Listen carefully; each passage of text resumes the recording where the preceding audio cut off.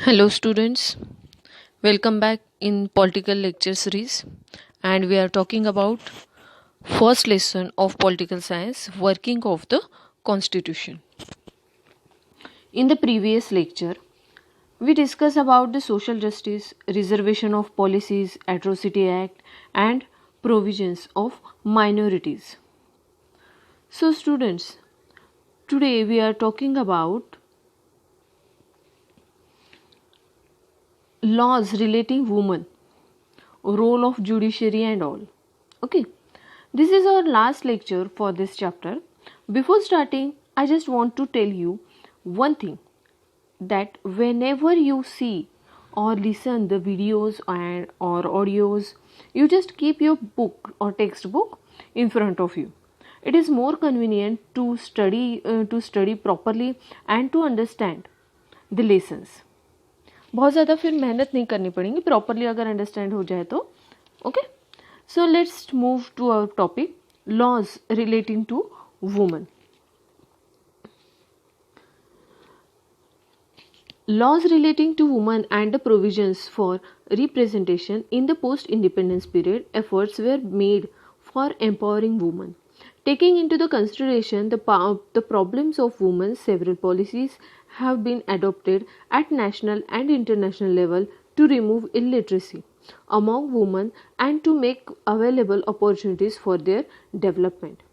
The right to have an equal share in the property of the father and husband, Dowry Prohibition Act, Act against Sexual Harassment, Domestic Violence Prohibition Act are some important provisions which are created a favorable environment for the protection of freedom of women and securing their development.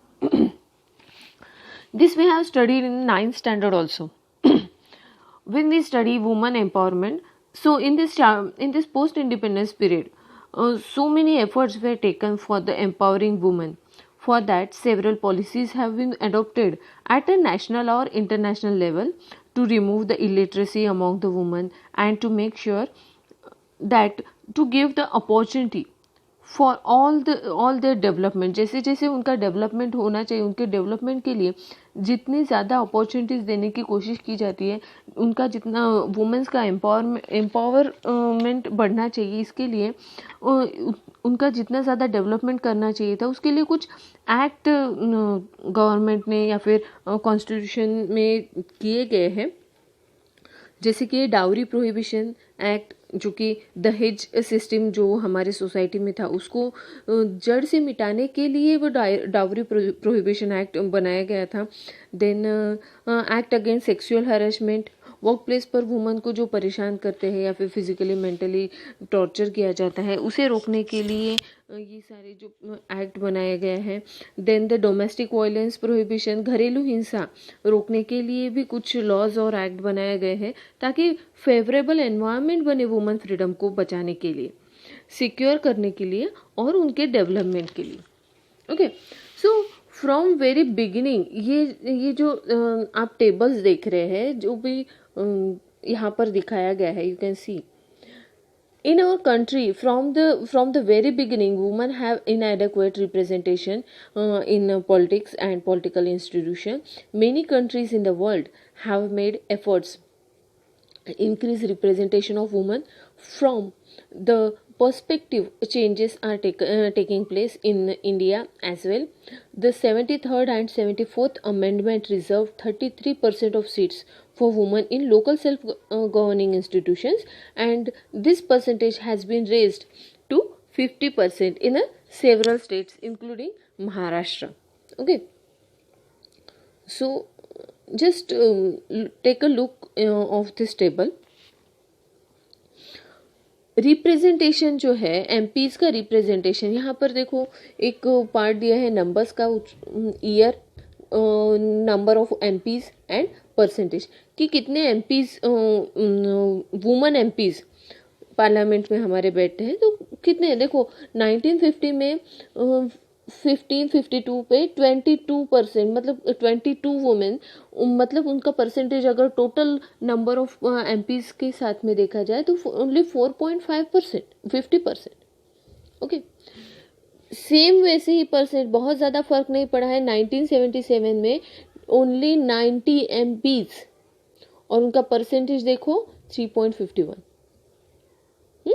बहुत ज़्यादा नहीं बढ़ा है। Recently 2014 में 66 MPs हुए हैं, और ये तो रिसेंट की बात है ना, 5-6 साल पहले की। और परसेंटेज भी कितना बढ़ चुका है, ओनली 12.15। जो भी नंबर ऑफ वुमेन्स है वो 2 डिजिट में ही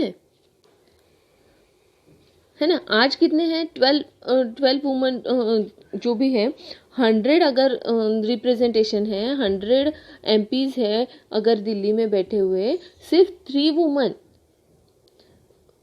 वुमेन MPs है। आज कितने हैं, 12 women don't have representation as per the popularity. जितने भी पॉपुलैरिटी है उसके हिसाब से तो वुमेन्स का जो भी रिप्रेजेंटेशन वो बहुत कम है। द 73rd अमेंडमेंट जो की गई थी, 73rd अमेंडमेंट की गई थी कॉन्स्टिट्यूशन में, 74th अमेंडमेंट की गई थी, उस वक्त 33% जो सीट से इंक्रीज की गई थी सेल्फ गवर्निंग इंस्टीट्यूशंस में वुमेन्स के लिए। This has been raised up to 50% now in Maharashtra and some including states, but only women who belong to big families only take part in the politics। जैसे कि सोनिया गांधी है, इंदिरा गांधी है, ये उनको जो फैमिली सपोर्ट था, फैमिली ही पूरी तरह से पॉलिटिक्स में थी, इसीलिए वो लोग इतने ज़्यादा अच्छे पोस्ट पर जा सके, राइट। बहुत कम, मतलब वही फैमिलीज है जैसे मनेका गांधी, सारे लोग। बट जो कॉमन फैमिलीज में है, कॉमन फैमिलीज है, इतनी सारी फैमिलीज इंडिया में है, वहाँ से तो बहुत कम लोग आते हैं। जैसे कि पावरफुल फैमिलीज से जो नहीं है, जैसे ममता बनर्जी है, उमा भारती है, very less in number. So woman को रिप्रेजेंटेशन देना ताकि ज़्यादा से ज़्यादा वुमन पॉलिटिक्स में आ जाए और उनका पार्टिसिपेशन बढ़े। Okay, coming to our last part, that is the role of judiciary. The judiciary in India has played an important role in strengthening democracy and helping to make towards achieving objectives of social justice and equality. While interpreting the provisions of Constitution, the judiciary has a National Commission for Women been established. Similar commissions also exist at the state level. The Act for the Protection of Women Against Domestic Violence is an important step in the direction of the democracy. This Act underlined the need to protect the dignity and the self-esteem of women. This Act rejected traditionally forms of domination and the authoritization, and expanded the scope of Indian democracy to make it inclusive in true sense. So students, what is the role of judiciary? In our country, it played an important role for the strengthening democracy and to achieving the objectives of social justice and equality. दो party में जो झगड़ा होता है उसे solve करना है, उसे सॉर्ट आउट करना, but on the basis of constitution. जो भी फंडामेंटल बेसिक्स, जो भी राइट्स और जो भी इम्पोर्टेंट चीज़ें बताई गई हैं उनके बेसिस पर इसे सॉर्ट आउट करना, ये काम किसका है, जुडिशरी का है। कॉन्स्टिट्यूशन में जो फंडामेंटल ऑब्जेक्टिव्स बताए हैं उसे ध्यान में रखते हुए जुडिशरी, मतलब उसे ध्यान में रखते हुए जो जुडिशरी है, न्याय व्यवस्था है, किस तरह से काम करती है, वो हम लोग आगे देखेंगे। Okay, so here the first one is the basic framework. कि जुडिशरी का और कॉन्स्टिट्यूशन का जो बेसिक फ्रेमवर्क होता है वो किस तरह से काम करते हैं, किस तरह से जो भी व्हाट वी से, जो भी वर्किंग स्टाइल है उनका या फिर वर्किंग स्ट्रैटा है उनका, वो किस तरह से होगा। बेसिकली हम जो अगर देखते हैं तो the The constitution is a dynamic, it is living document. The constitution has to change according to changing conditions, and the parliament has a power to make those changes. The judiciary has accepted this power of the parliament to make changes in the constitution, but at same time specified the limitations on the power.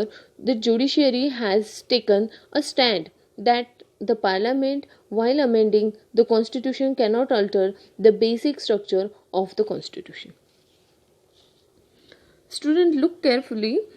Baba Saheb Ambedkar जी ने जब constitution बनाया, at that time उन्होंने कई देशों का constitution को study किया, India और इंडिया के जोग्राफिकल सोशल स्ट्रेटेजी को जाना, उसकी स्टडी की, and then he made such a great constitution.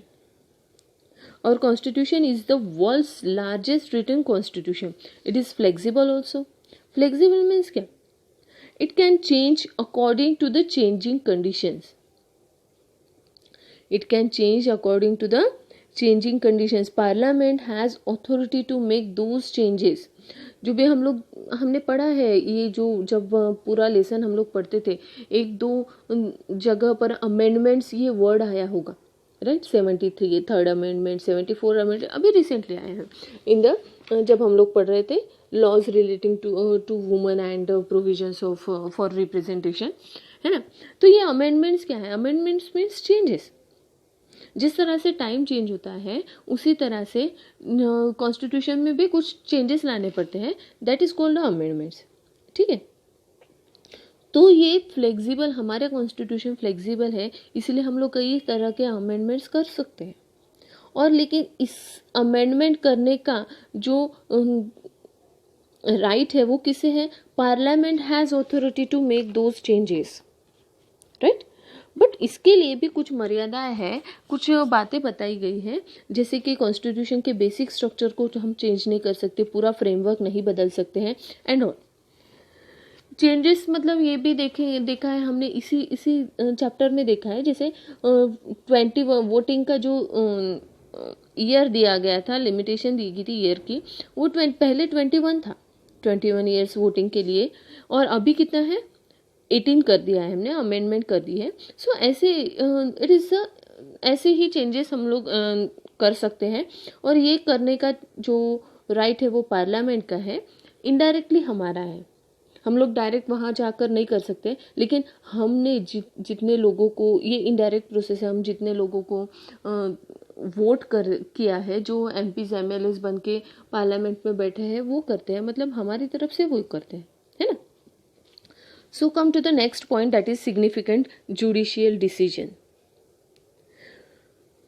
The protection provided to the citizens by the fundamental rights in the constitution has been made more meaningful through the various decisions of judiciary. Some of the important subjects on which the court has given judgments include rights of children, protection of human rights, protection of honor and dignity of women, individual freedom and tribal empowerment. These efforts have made political process in India more mature. So significant judicial decision का मतलब ऐसे decision जिसने पूरे देश को बदला है. जैसे एक रिसेंटली अभी हमने 5 अगस्त को राम जन्मभूमि का भूमि पूजन देखा है ना. तो ये जो राम जन्मभूमि और बाबरी मस्जिद वाला जो केस था, या फिर शाहबानो बेगम का केस था, मुस्लिम डिवोर्सी वुमेंस को मेंटेनेंस मिलना शुरू हो गया. वहीं से मेंटेनेंस मतलब गुजारा, जो भी सममनी है. सो कम टू द जो डिवोर्सी हस्बैंड होते हैं, डिवोर्स दिया जाता है, तो मुस्लिम वुमेंस को इतने राइट्स नहीं थे. तो शाहबानो केस बहुत लंबा चला. उस वक्त चेंजेस किए गए हैं कि डिवोर्स होने के बाद में उन्हें मेंटेनेंस मिलना चाहिए. ये बहुत बड़ा डिसीजन था, जुडिशियली बहुत बड़ा डिसीजन था. पूरी न्याय व्यवस्था, समाज व्यवस्था को चेंज करने वाला डिसीजन था. तो हमने ये सारे जो चेंजेस किए थ्रू हमारी न्याय व्यवस्था, है ना, हमारी न्याय व्यवस्था ने सॉल्व किए हैं। जुडिशियरी ने कॉन्स्टिट्यूशन में जो फंडामेंटल बातें बताई है उसे 100% इम्प्लीमेंट किया है और फिर ये डिसीजंस लिए हैं। दे हैव गिवन जजमेंट जो कॉन्स्टिट्यूशन के टोटल आधार पर है, जैसे rights of children, children labour है, rights protection of human rights, right, then protection of honour and dignity of women, individual freedom है, एंड ट्राइबल एम्पावरमेंट, जो वीक सेक्शन है, ट्राइबल्स हैं, उनका एम्पावरमेंट करने के लिए जो भी जो भी डिसीजंस लेने पड़े वो हमारे जुडिशरी ने लिए हैं, ठीक है। सो these are the points discussed in this chapter. I call upon you to read this chapter sincerely, and you can ask any questions on this chapter through WhatsApp. All right. Thank you so much.